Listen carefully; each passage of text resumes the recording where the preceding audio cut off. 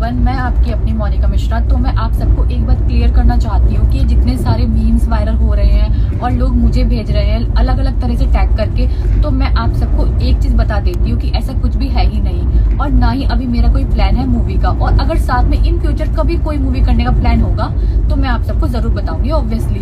और कुछ लोग जो अलग अलग तरह के मेरे मीम्स बना रहे हैं और गलत तरह से अफवाहें लिख लिख कर डाल रहे हैं, तो ऐसा कुछ है ही नहीं है। मैं पवन सर के दिल से बहुत रिस्पेक्ट करती हूँ और वो बहुत सीनियर है, तो प्लीज गलत तरह की अफवाहें मत फैलाएं।